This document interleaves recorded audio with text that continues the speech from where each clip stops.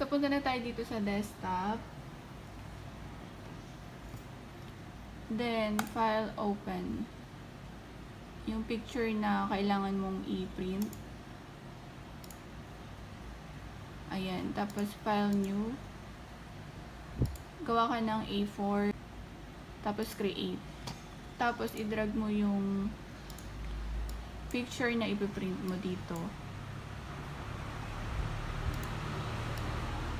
Tapos, expand mo lang to para masakop niya yung buong A4. Tapos, i-print na natin siya. Hindi ko na siya i-edit kasi okay naman. File, print. Ayan, lapit natin. Tapos, click mo lang tong printer is sublimation kasi sa sublimation printer natin siya i-print. Tapos, click mo yung print setting.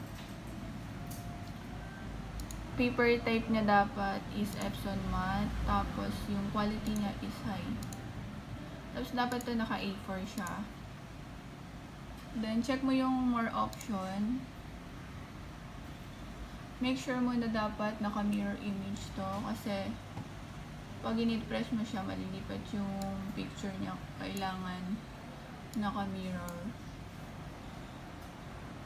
Kung may gusto kang i-adjust dun sa kulay niya, click mo lang tong custom, pero kung okay ka na dun sa kulay, click mo lang tong automatic. Then, okay mo lang, tapos print mo na.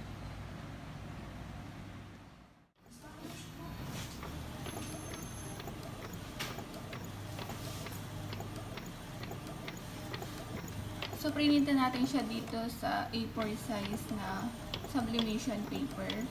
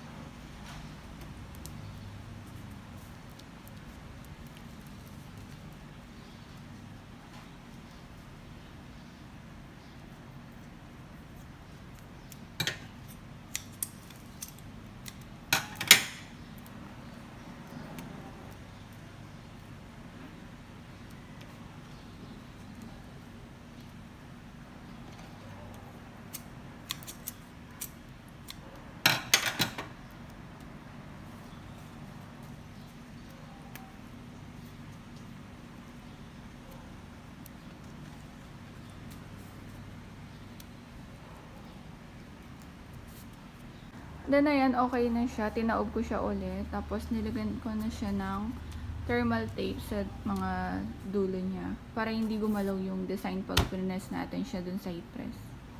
So, isaset natin yung time niya ng 200. Tapos, yung baking time niya is 35 seconds.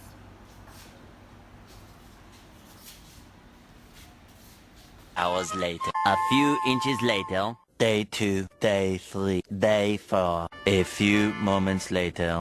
Okay na, naka 200 temp na siya, tapos 35 seconds. Balutin na natin siya nitong Teflon sheet. Yan. Tapos, ibaba na natin tong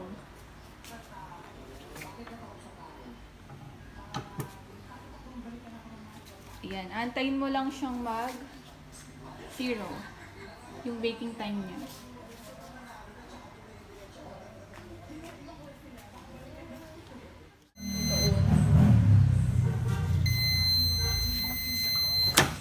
So, ayan, okay na siya.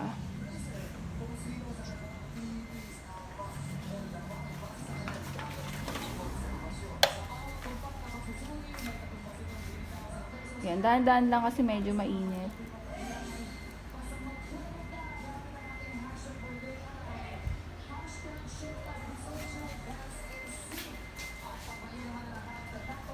Then, ipipil off na natin siya.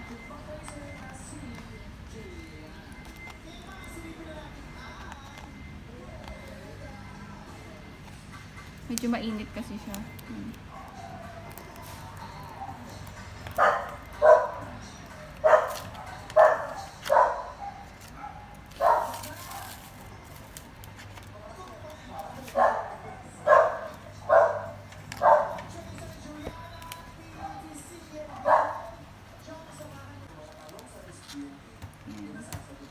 siya. Tanan! O, diba? Ang ganda. Ayan. So, ayan guys, tapos na yung jigsaw puzzle natin na A4 size. So, napakadali lang niya. Sana may natutunan kayo.